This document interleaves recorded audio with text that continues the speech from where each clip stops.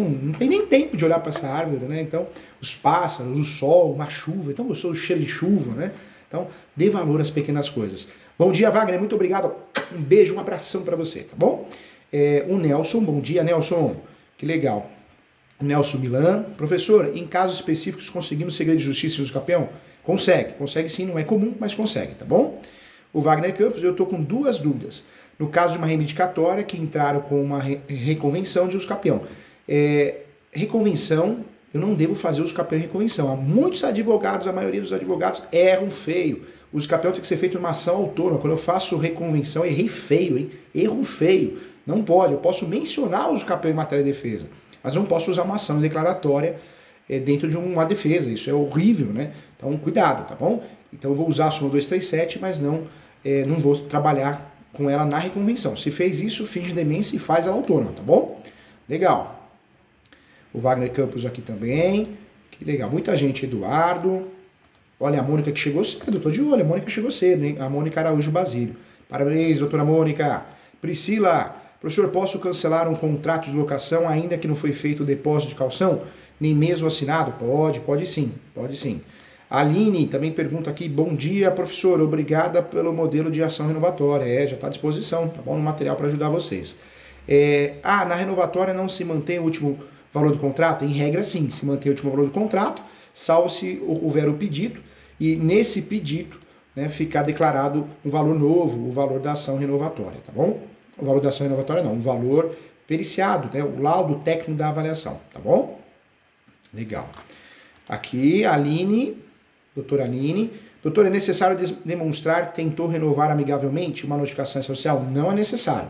Na prática a gente faz isso, mas não é necessário, tá bom? Legal. Volta já e já voltou. Plantão de hoje já voltou. Legal. Vamos ver aqui. Respondendo todo mundo, hein?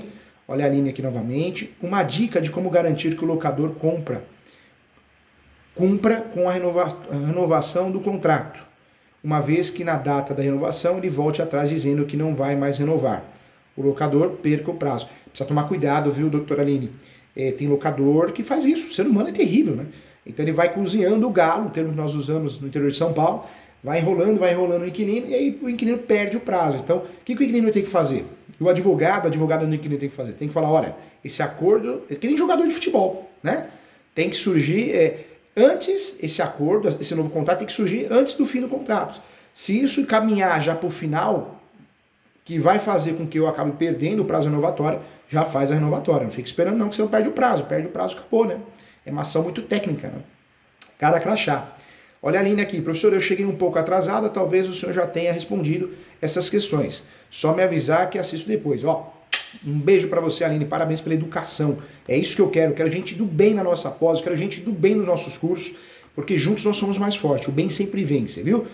Como diz o Silvio Santos, pessoa ignorante, chata, maldosa, reclamando de tudo, vai pra lá, tem um monte de concorrência, vai lá, passa cartão de crédito. Não é verdade? Sai fora, não quer dor de cabeça, não, tem uma idade pra isso a gente, né? Sou aluna da pós, estou muito agradecida. Que legal, Mônica, parabéns, chegou cedo, hein? E essa pós tá ficando conhecidíssima após o êxodo da Escola Superior Universitária, mais de 1000 alunos, hein, gente? É a melhor pós-graduação do Brasil em Direito Imobiliário, etiqueta, hein, de qualidade. Fechado? Vamos lá, vamos voltar aqui para o assunto então. Respondi as perguntas aqui, deixa eu ver se tem mais, não quero deixar de responder ninguém. Como vi muitas perguntas, aqui também o alemão está perguntando aqui, bom dia, financei um apartamento de 19 anos, estou com 21 hoje, não sabia que iria endividar. Talvez a sua saída aí é fazer uma ação de rescisão de contrato, hein? Por quê? Você consegue contar a sua história e sair pela porta da frente, mas tem que analisar o caso concreto. Vamos lá, gente, vamos voltar aqui, atenção aqui, voltando à ação renovatória, que é uma das ações mais importantes do direito imobiliário brasileiro, uma das ações mais importantes em sede, de fato, de relações locatícias, tá bom? Vamos lá. O que eu quero falar com você aqui? Então, nós paramos na finalidade da ação renovatória, mas tem muitas situações que a gente precisa discutir. Os conceitos importantes na ação renovatória eu quero tratar com você também. A propriedade do imóvel e o ponto comercial, para esclarecer mais os conceitos envolvidos na ação renovatória locatícia, é importante entender a base do conflito. A possível divergência entre, de um lado, o dono do imóvel, da sala, né, comercial, na condição de locador, e do outro lado, o empresário, o comerciante, o inquilino, o locatário, dono do ponto comercial. Então é importante também, gente, Não confundir as noções do imóvel, sala e do ponto comercial também, tá? Para não gerar confusão. Então, vamos lá, vamos estudar isso também para a gente ficar craque no assunto.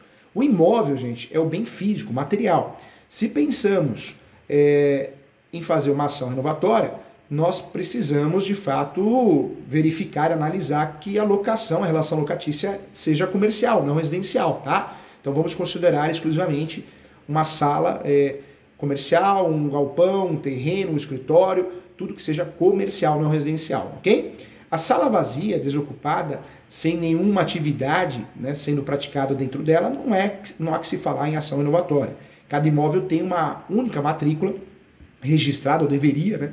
O Brasil é o país dos imóveis regulares, em um único e específico cartório de imóveis. O dono do imóvel, em geral, é aquele indicado em sua matrícula, não a escritura, podendo ser uma pessoa natural, né, física ou jurídica. O ponto comercial, que a gente precisa saber, lembrando que na locação, quem pode alugar? O locador pode ser proprietário ou possuidor, isso aparece na lei 8.245 de 91, hein? Já o ponto comercial, gente, ele é algo diverso do mero local, né? A noção de ponto comercial, eu falo isso no meu livro, ela abrange a combinação de aspectos de fato especiais, a localidade com diversas características, clientela, equipamentos, ferramentas que podem influir no negócio, alguns inerentes ao próprio local, outros fruto do trabalho também do empresário.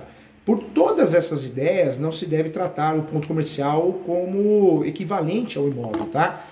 O ponto é um local físico combinado com características imateriais. De fato, por isso, o ponto comercial é um bem imaterial, que é um dos elementos de um estabelecimento. Quando nós falamos aqui do ponto comercial, estabelecimento e fundo de comércio, a noção de fundo de comércio é necessária, assim, para entendermos uma das defesas do locador contra a ação renovatória, conforme já falamos aqui em aula, já falamos aqui no curso, de fato provar o mau pagamento, a falta de cumprimento das suas obrigações. Essa é a tese de defesa da contestação. A defesa da ação renovatória é a contestação. Uma hora nós atuamos de um lado, uma hora nós atuamos do outro, né? Então, bater nisso. De fato, as relações entre o ponto comercial, estabelecimento e fundo de comércio, a falta de pagamento das obrigações. Trago para você também que o ponto comercial, o ponto é o local dotado de características que influenciam na atividade empresária, tais como clientela, logística também. Portanto, o ponto comercial é um bem material, centrado de fato nesse conjunto das características para além do mero espaço físico. Nós temos uma clientela que foi criada ali, né? Então, é importante isso. O estabelecimento, gente, são os bens que o empresário, comerciante, utiliza para tocar o negócio, as ferramentas, os instrumentos. O estabelecimento é um conjunto de bens tratado unilateralmente, ou seja, né, como conjunto, não como individualidades. Portanto, o estabelecimento é considerado sim como um bem coletivo, então também é importante. Eu trago aqui o que é estabelecido e conceituado no Código Civil também. Se você pegar o artigo 1142, considera-se estabelecimento todo o complexo de bens organizado para o exercício da empresa, por empresário ou por sociedade empresária. Então, é aí que nós fazemos conexão com a ação renovatória, porque nós temos uma relação locatícia comercial, não residencial. Os elementos do estabelecimento, eles podem ser bens materiais, eu trago como exemplo mesas, cadeiras, balcões, estoque, veículos também, etc., e muitas outras coisas, ou imateriais, o nome da empresa, marcas, patentes, créditos a receber, né, o ponto comercial, a própria clientela. Então, olha como nós temos essa divisão dos bens materiais e imateriais do estabelecimento comercial. O fundo de comércio, a classificação dada pelo Superior Tribunal de Justiça, anote aí que é importante, isso é importante, hein? Fundo comercial, a ideia de estabelecimento se confunde com a ideia de fundo comercial, sendo que apenas as nomenclaturas adotadas por leis são diversas, né? Em relação a esta última, a expressão é usada pela lei do inquilinato, que é mais antiga, de 91. Já estabelecimento é o termo trazido de fato pelo mais recente Código Civil Brasileiro, que é 2002, né? Então isso é importante, que incorporou e já então consagrada a teoria da empresa, vinda da Itália, a partir dos anos 40 também. Trago para você que a outra metade da advocacia, né, nós temos sim a possibilidade de fazer a ação também em questões residenciais, mas volto a falar, uma discussão doutrinária e jurisprudencial, na maioria das vezes não tem dado certo. Então, se você quer tentar fazer uma ação renovatória em caráter residencial, eu diria que não é interessante você fazer isso, apesar de ter essa polêmica, essa discussão. A ação renovatória ela é feita nas locações comerciais, não residenciais, tá? Então vamos lá, vamos repetir aqui os requisitos importantes para a renovação do contrato, compulsoriamente, judicialmente. Quais são os requisitos? Quero responder essa pergunta. Quais são os requisitos para a ação, para o direito de ação renovatória, né? Então vamos lá. Eu apresento então novamente, nós já fizemos a leitura do artigo 51, mas vamos criar aqui um checklist. Então, ser alocação comercial, ponto, com algumas exceções, nós já falamos aqui. Ser alocação pactuada por contrato escrito, hein, gente? A alocação deve ser pactuada por prazo determinado, mínimo de 5 anos de contrato, ponto interessante, ponto importante também, e também mínimo de 3 anos no mesmo ramo empresarial. Isso é necessário também, isso também é importante, tá? Então eu trago para você, também é algo que nós precisamos ter em mente, né? Temos que provar dentro da peça, ok? Isso é importante. Se você quiser também, de fato, trabalhar com segurança, cuidado na questão do fiador, cuidado com a questão das provas. Nós temos as provas orais, testemunhas de depoimento pessoal, que são apresentadas em uma audiência de instrução e julgamento, e as provas documentais. As documentais em sentido estrito, contrato de locação, aditivos, recibos, né, de pagamento. Temos a perícia, que é uma prova documental, temos a inspeção judicial do juiz e temos também, além dessas provas documentais, uma prova muito importante, que também é utilizada, de fato, é a inspeção judicial. Mas nas ações renovatórias, normalmente nós ganhamos ou perdemos, eu falo, com base nas provas documentais. Posso até pedir uma audiência de instrução e julgamento, mas normalmente ela não vai acontecer. Eu consigo trabalhar muito bem com as provas em sentido estrito. Né? E a ata notarial também é uma prova boa, hein? Também é uma prova documental, tá? Que eu posso usufruir também nas ações. Vamos lá. Eu quero apresentar para vocês, então, os requisitos estão no artigo 51. Contrato escrito, prazo determinado, 5 anos no imóvel, 3 anos na mesma atividade, eu só posso fazer essa ação no último ano, 6 meses antes do final, ok? Prazo perigosíssimo, perdeu, acabou, hein? Se você pensa em ação renovatória, tem que cumprir esses requisitos, ok? Isso é muito importante para que dê certo. Vamos lá, o empresário, né, é a pessoa, a empresa é a atividade por ele exercida, e essa atividade, empresa, de fato, é atividade econômica, com fins lucrativos, que é organizada, gestão sobre os fatores de produção, capital, mão de obra e insumos, exercida por profissional, né? Exercida profissionalmente com habitualidade para produzir e circular bens ou serviços, e é isso que tem que ficar determinado para o uso dessa ação. Ocorre que algumas atividades, gente, foram expressamente excluídas do enquadramento como empresários pelo Código Civil. O artigo 966, o antigo código, né?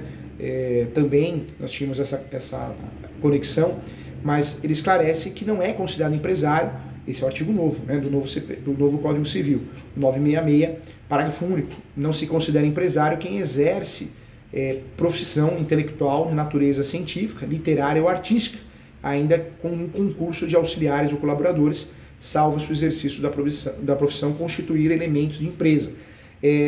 A regra, né, no passado, o entendimento jurisprudencial, que a ação renovatória tinha que ser feita por empresário, comerciante, ponto. Hoje não.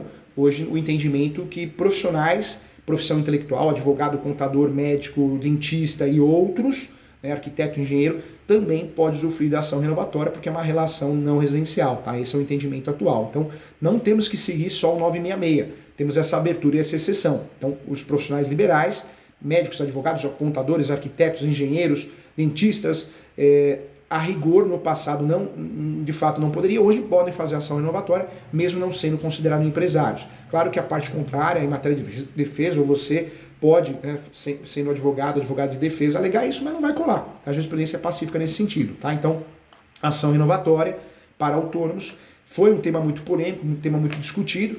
Essas atividades citadas que eu falei para você, por serem não empresariais, a princípio estariam excluídas da ação renovatória. Era o entendimento naquela época, hoje o entendimento que sim, pode ser usufruída a ação renovatória também, tá? Então, só para tratar dessa discussão, aprofundando muito bem o assunto. O pensamento correto entende que nesses casos existe a vinculação de clientela, então poderia ser utilizado. Volto a falar, existem questões jurisprudenciais doutrinárias ainda, mas em regra pode ser utilizada. Só se você encontrar um juiz, uma juíza que aplique um entendimento diferente, mas em regra não, tá? Cabe recurso. Ação renovatória também é uma outra discussão para associações e fundações. É uma outra questão pertinente que diz respeito, sim, às locações por associações e fundações. Em geral, gente, entes sem fins lucrativos, essas locações, por serem atividades sem fins lucrativos, a rigor não são, né, comerciais. E pela literalidade da lei estariam fora do benefício das renovatórias. Existe, porém, pensamento teórico que sugere a possibilidade de aplicação das renovatórias para essas entidades também, desde que, no caso concreto, se demonstre a vinculação daquela atividade, embora não comercial, como ponto, né? Lembrando que esse, de fato, é a filosofia das ações renovatórias. O ponto, né? O ponto comercial de clientela, o ponto de pessoas, o local conhecido pelas pessoas. Então, em regra, tem discussão em relação a isso também. Muitas vezes nós temos uma jurisprudência que não é a favor da ação renovatória nesse sentido, quando nós falamos de fins sem fins lucrativos, associações e fundações sem fins lucrativos, mas é algo também polêmico, então tem que tomar cuidado, tem que trabalhar a jurisprudência a favor se você decidir fazer a ação renovatória, porque é um tema polêmico ainda, tá bom? Ação renovatória em casos de depósitos externos, também, outro tema que deve ser tratado na nossa aula, no nosso curso.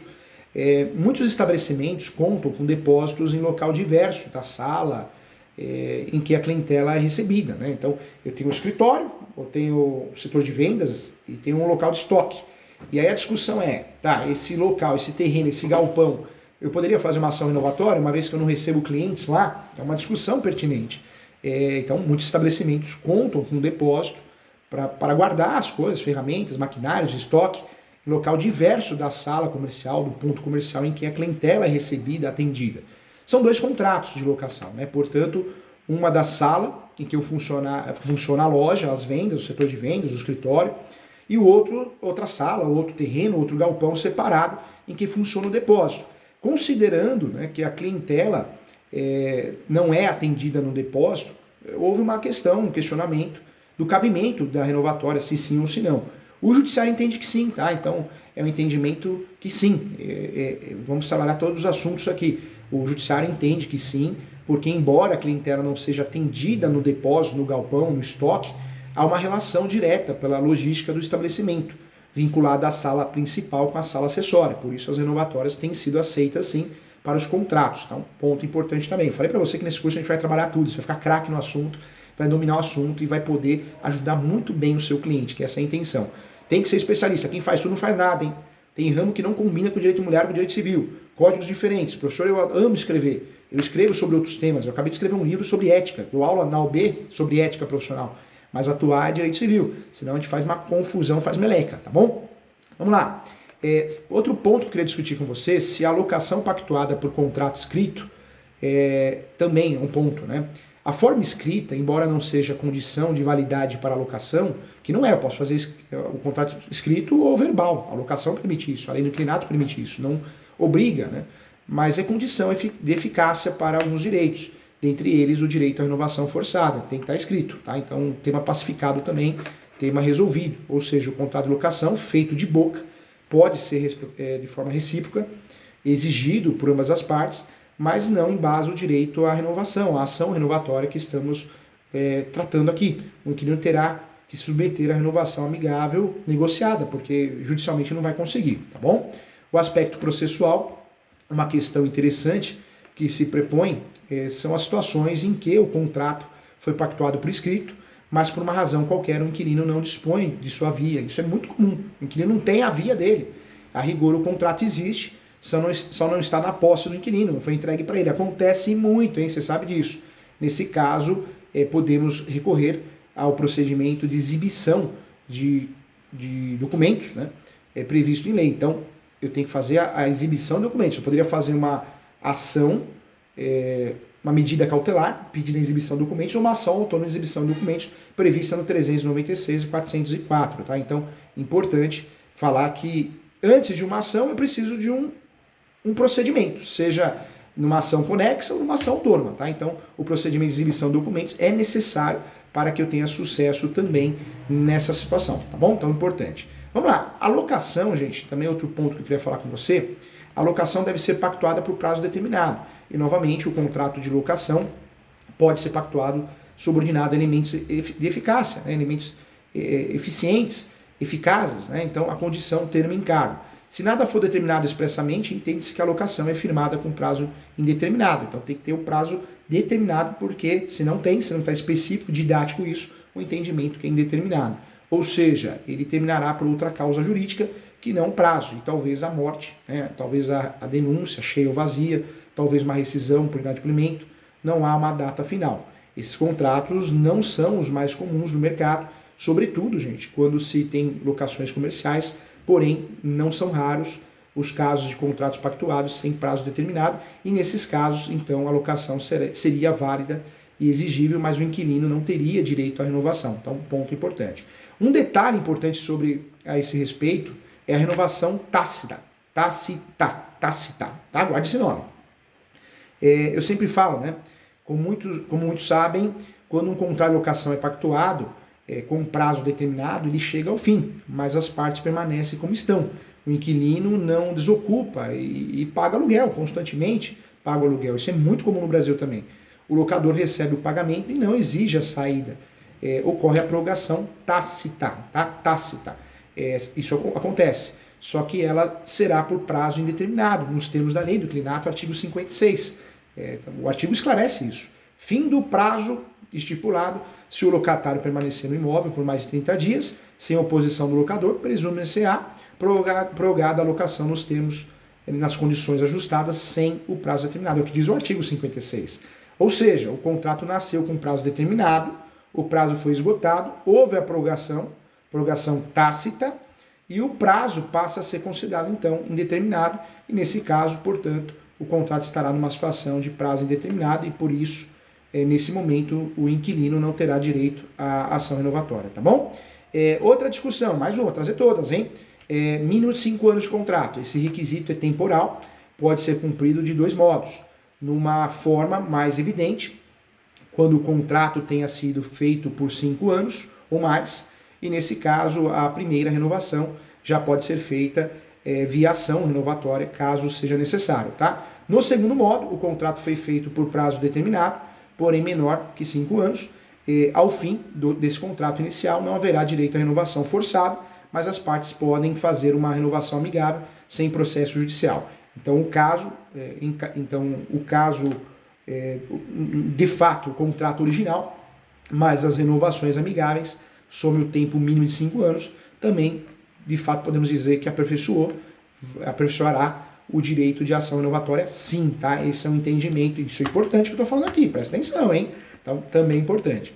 Outra discussão, vamos lá, também importante aqui, vamos esgotar o assunto aqui, ficar craque nessa ação, vamos virar especialistas nessa ação, hein? Tempo ininterrupto. O detalhe a ser destacado, né, quanto ao tempo ininterrupto, é que não pode haver interrupção entre os contratos renovados e amigável. Renovável amigavelmente, né? Eu trago para você aqui, ou seja, caso o inquilino feche a loja, ou mesmo abra a loja em outra sala, e depois reabra e volte, um exemplo, tá? Um exemplo hipotético, para a sala original, não haverá nesse caso a soma dos tempos dos contratos mais reinício da contagem de tempo, tá? Uma pequena e relativa exceção a essa proibição de interrupção é aceita pela teoria e pelos tribunais na forma de que se chama accessio temporis.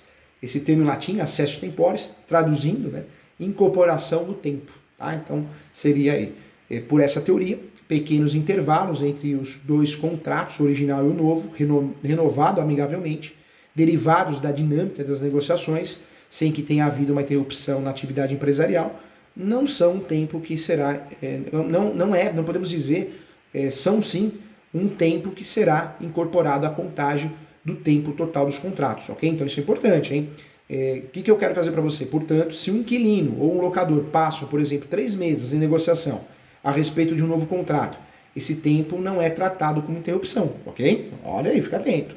Além disso, esses meses serão computados como tempo de contrato para fins de análise do cumprimento do requisito 5 anos, tá bom? Aspecto material. Ao propor a ação renovatória, esse requisito passará a ser provado, o que se faz de modo subjetivo, né, e objetivo, no caso do modo objetivo, com a juntada dos instrumentos contratuais demonstrando o tempo exigido pela lei. Outra discussão que eu queria trazer para você, uma discussão importante também, eu já tinha falado como requisito, é de fato o mínimo de 3 anos no mesmo ramo empresarial. Outro requisito temporal, podemos dizer. Trata-se do tempo de atuação no ramo do negócio. Como a lei tem por escopo proteger o ponto comercial, o legislador estipulou na lei que há um tempo mínimo para que a formação desse ponto e com a devida vinculação da respectiva clientela àquele negócio. Assim, além dos requisitos anteriores, o inquilino precisa demonstrar que no momento da ação renovatória conta com pelo menos 3 anos naquele mesmo ramo. Tá? Então também importante isso, também importante conversar, também é um assunto pertinente aqui, né, que a gente precisa tratar nessa aula. Tá? Então é importante. Quando nós falamos de renovatória, veja que o assunto é complexo. Né? O assunto é bem complexo, nós temos diversas discussões. Então eu trago para você. Dentro dessa seara, gente, todavia, em que pese a liberalidade do texto, a jurisprudência tende a aceitar as mudanças no ramo de atividade, tá?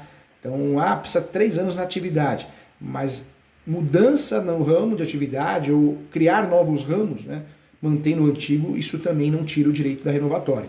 E aí eu trago um exemplo, se o empresário expande um negócio para agregar novos serviços ou produtos antes não oferecidos, né, como uma loja de construção que passa a vender também, sei lá, mobília para residência.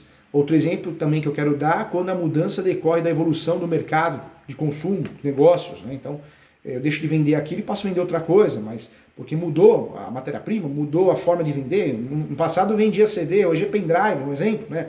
De disco, hoje deixou de usar disco, passou a usar CD, hoje nós usamos mais pendrive, mudou, Bluetooth, as coisas mudam. Como numa loja de jogos, também eletrônicos, vendia o videogame lá, na minha época, o Atari, né? Hoje não, hoje acho que é PlayStation, é isso? É fliperama, né? Que perdendo clientes se converte em lan house. Então eu tinha uma loja de fliperama. O negócio deixou de funcionar, então fiz uma lan house. Locadora também, né? Locadora também. Hoje você tem as plataformas, os streamings, né? Você não utiliza mais locadora. Então, se eu mudo de negócio em virtude disso, eu não vou perder o meu direito de renovação, tá? Ponto importante. O aspecto processual, esse requisito será demonstrado pelo inquilino em sua petição inicial com a juntada do contrato social e da última alteração. Caso exista, demonstrando a ausência de mudança no ramo empresarial, porém o locador, caso queira se defender, pode fazer todo tipo de prova, inclusive testemunhal, para provar que o inquilino atua de fato em ramo diverso daquele indicado no contrato social, tá bom? Vamos lá. Quem pode mover a ação renovatória? Então a resposta é a resposta imediata, né, e evidente. É o inquilino empresário, pessoa natural ou jurídica, ok? Ou um daqueles equiparados mencionados nas sociedades civis regularmente constituídas, artigo 51. Além dele, inquilino formal, né? Inquilino formal, o legislador também permitiu que pudessem usufruir da ação renovatória os seguintes personagens. Se o contrato for cedido a outro empresário, cessão de contrato, o novo inquilino, cessionário, terá legitimidade. Lembrando que a cessão do contrato requer prévia ausência do locador, artigo 13, hein? Se houver sucessão no contrato, porque o inquilino formal morreu e seus herdeiros continuam o contrato, o sucessor terá legitimidade também. E também, se o contrato estiver em nome de uma sociedade, PJ, e se houver morte do sócio e com isso o fim da pessoa jurídica, a dissolução social por morte do sócio, não haverá mais sociedade propriamente dita, mas o sócio remanescente terá legitimidade sim para propor ação renovatória e caso continue no mesmo ramo da atividade também. Se houver sublocação, apenas o sublocatário terá legitimidade também. Quero trazer para você que também pode ocorrer, e é muito comum no Brasil, que o contrato seja feito em nome da pessoa natural física de um, né, dos sócios. Isso é muito comum no Brasil, enquanto a pessoa jurídica ainda não se constituiu de modo formal. E nesse caso, gente, se o contrato autorizar a atividade empresarial em questão, quando a sociedade for regularizada, o ponto comercial será também incorporado a ela, tá? Eu trago o que diz a lei, que se o inquilino formal for sócio dessa pessoa jurídica, que passou a atuar no imóvel, passando a ser pessoa jurídica, o estabelecimento, fundo de comércio, então poderá a ação renovatória ser proposta pelo inquilino formal ou pela pessoa jurídica diretamente. Prazo para início da renovatória, tá? A ação renovatória deve ser protocolada no máximo, então, 6 meses antes do término do contrato vigente, artigo 51, parágrafo 5º, né? Ou seja, o inquilino tem que propor ação antes do contrato acabar, hein? Perdendo o prazo, a renovatória terá que ser negociada amigavelmente, porque não dispõe mais do direito, né? Não, cara crachá, é direito do inquilino. Não mais dispõe do inquilino do direito de renovação forçada. A lei também, gente, fala que a renovação só pode ser iniciada a partir de 1 ano antes do fim do contrato vigente, tá? Então cuidado. Porém, um erro aqui, hein? Caso a petição seja protocolada antes do permitido, custará algum dinheiro, né, taxas processuais, mas não prejudicará o direito à renovatória, podendo a ação ser novamente protocolada a partir do prazo correto. Tá? Então, uma dica para os advogados que errarem em relação a isso. Aspecto processual, atenção para o fato de que o prazo é decadencial, de forma que ele não é prorrogável, também é prazo material, de modo que sua contagem é corrida, não apenas em dias úteis, né, mas na prática, então, se o prazo finda em dia não útil, a sua petição deve ser apresentada no dia útil anterior, tá? Então também está classificado pela doutrina e jurisprudência isso. Na prática, do dia a dia, o empresário e os escritórios de advocacia, a sugestão é que o empresário inquilino incida as tratativas de renovação por volta de 1 ano antes do fim do contrato, né? Então, melhor. Uma dica boa, uma dica extra aqui para você, caso se chegue a um termo amigável, né, uma conciliação, a ação judicial não será necessária, então também é importante. Entretanto, passado 2 ou 3 meses de negociação sem resultado útil, é hora de chamar sua atenção para a consultoria jurídica e propor ação, então isso é importante. Dê preferência com antecedência suficiente para que o trabalho seja bem feito, essa é a dica que você tem que dar para o seu cliente, tá? Também é importante. Outra metade da advocacia também, né, também tem entendido que o correto é fazer ação renovatória, e você faz o acordo dentro da ação renovatória por segurança. É uma saída, é uma estratégia também.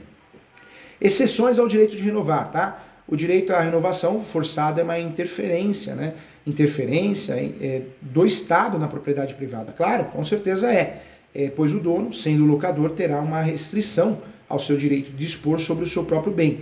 Essa restrição ela é justificada, como já disse, pela proteção do ponto comercial do empresário, senão ninguém abre nada no Brasil, é o que mais emprega, com base nos princípios da função social da propriedade, tá? Porém, essa restrição também é ela mesma limitada, desse modo haverá situações apontadas sobre o direito de proteção ao ponto comercial do inquilino empresário, ou seja, o legislador previu sim casos em que, mesmo que o inquilino preencha todos os requisitos para a ação renovatória, ele terá direito à renovação forçada, podendo o proprietário evitar a renovação. As exceções estão inscritas no artigo 52 da Lei do Inquilinato, obras determinadas pelo poder público, tese de defesa, obras também, né, obras desejadas pelo proprietário, retomada para o uso próprio e propostas mais vantajosas para o terceiro, essas são as linhas de defesa, tá? Então é importante. Quando nós falamos aqui, gente, de obras determinadas pelo poder público, eu trago para você que se dá quando o proprietário, por imposição do Estado, é obrigado a fazer obras no imóvel. Isso pode ocorrer por leis urbanísticas, ambientais ou por vícios na estrutura do imóvel, dentre outros, né? E no caso, se a obra for tal, provoque radical transformação do imóvel, o inquilino não terá direito à renovação forçada, artigo 52, inciso 1. A razão parece ser clara se a reforma precisa ser feita obrigatoriamente e se é uma reforma que implique de forma radical na transformação do imóvel. O proprietário precisa que o inquilino saia para que ocorra a reforma, né? Possa ser feita e não gere risco, né? Então, um aspecto processual, o proprietário será naturalmente o réu da ação renovatória e a sua linha de defesa estiver nessa exceção, ele deve,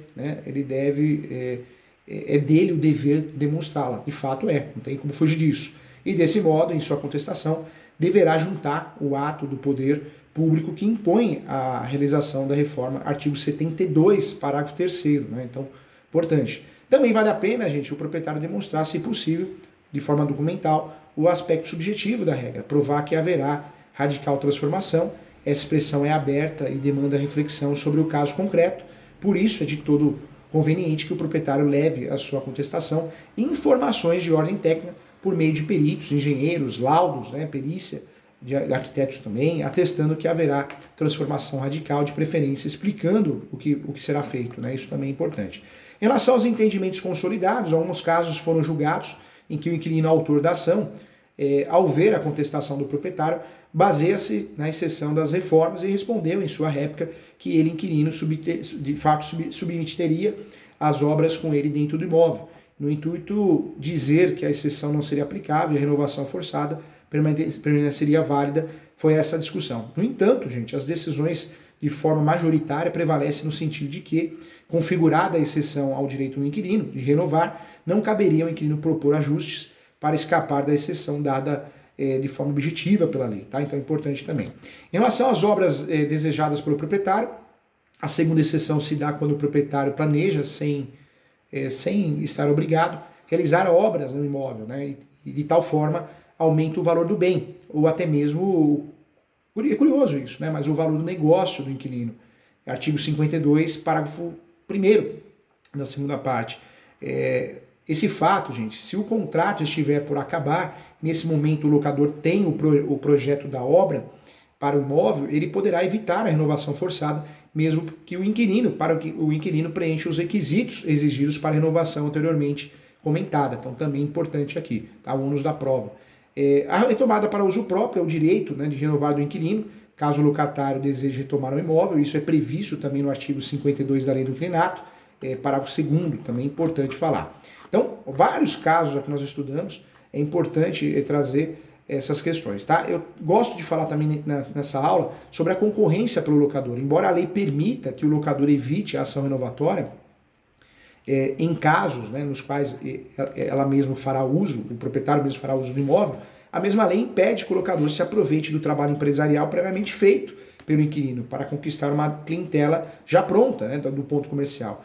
Então, nesses casos, assim, em casos de retomada para uso próprio, o locador está proibido de usar o imóvel para atividade empresarial do mesmo ramo. Isso aparece no artigo 52, parágrafo único da lei, tá? Então, também um ponto importante também. Então, legal. Tratamos de diversas situações aqui, importantes sobre a renovatória. Eu quero trazer para você que existe a exceção de uso próprio para shoppings, é uma realidade, existe a lei, né? A Lei 13.847 de 2019, a lei que fala da liberdade econômica. Então, essa exceção contra as ações renovatórias que não podem ser usadas para alocações de shopping centers. Isso deriva, né, do fato de que os shopping centers são empreendimentos imobiliários administrados por modo centralizado, voltados para a alocação de seus espaços. Então, de fato, organizada a atrair um público consumidor por meio de distribuição dos espaços, as chamadas lojas âncoras, né, a princípio captadoras de clientela, e as lojas satélites, que a princípio são beneficiárias dessa captação, que também contribuem para o conjunto do empreendimento. E, de fato, não temos uma definição de shopping center na lei, mas de modo que essa mesma expressão é usada para tratar as realidades fáticas diversas, galerias, né? Dando a teoria, precisou sim fazer uma importante distinção entre shopping centers e shoppings vendidos, né? Existe também uma definição shoppings locados, são aqueles que tratamos, né, como empreendimentos imobiliários administrados de modo centralizado, são os shoppings em geral, imaginamos os shoppings que nós conhecemos, né, com mais facilidade. E existem os shoppings vendidos, são os prédios comerciais, cujas salas são propriedades de pessoas diferentes, são administradas, né, de formas mais parecidas com o condomínio, de moradores que propriamente um shopping center, são voltadas ao comércio, tá? Então, importante também. Legal, tem um modelo para você à disposição, então. Vale a pena falar sobre direito de indenização pela perda do ponto comercial, que aí é a indenização de fundo de comércio, né? Temos também entendimentos novos, né? A proteção simultânea do fundo de comércio e do direito de propriedade, o RESP 1875, 1872-269. Eu deixei listado vários RESPs, várias jurisprudências para você também estudar e aprofundar o assunto. Que curso, hein? Que aula, hein? Tema importante. Agora sim você é especialista em ação renovatória, tá? Agora você conhece o tema, consegue ajudar o seu cliente, explicar para ele. Lembrando que a petição inicial, eu deixei um modelo para você, tem que seguir os requisitos do artigo 319. Em relação ao valor da causa, você sabe que é 12 vezes o valor do aluguel. Importante tratar desse assunto, tá bom? Um abraço, muito obrigado a todos e até a próxima.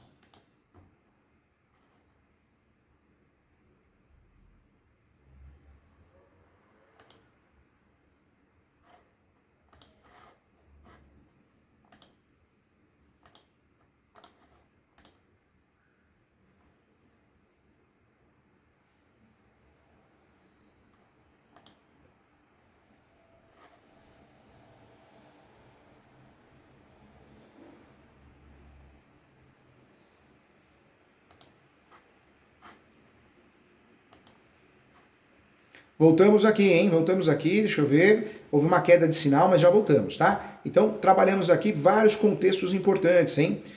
Pessoal, paramos aqui, houve uma queda de sinal, não tem jeito, né? Mas quero voltar aqui, ó, onde eu imagino que tenha atrapalhado o sistema aqui, a queda de energia talvez, tá? O que eu quero trazer para você então? Vamos lá. Nossa, quanta coisa, quantos assuntos nós trabalhamos aqui importantes. as teses de defesas, tá? Então, quais são as teses de defesas? Retomando de onde parou, tá? Então, para não ter prejuízo nenhum.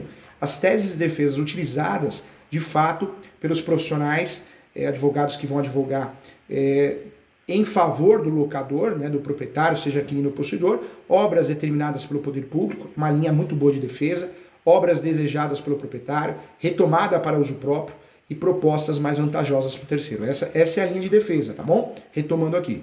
Nós falamos aqui sobre as obras desejadas pelo proprietário, falamos também sobre a retomada para uso próprio, a transferência de estabelecimento. Tudo isso, gente, está à disposição no material, tá? Então o material é bem completo. Além do material ser bem completo, você tem também um modelo de peça, tem um modelo de inicial e tem um modelo de contestação, tá? Então, esse curso, essa aula é para ajudar o advogado, a advogada que advoga para quem tem o direito à renovação e também para quem faz a contestação para o locador, tá bom? Então, detalhes importantes, você aprendeu todos os requisitos, você aprendeu aqui também como fazer a peça, seguindo o artigo 319. Esse curso é muito completo, hein, gente? A aula muito completa para você. Quero lembrar você também sobre várias discussões que nós tratamos aqui, cláusulas contratuais, e falamos até da lei da liberdade econômica.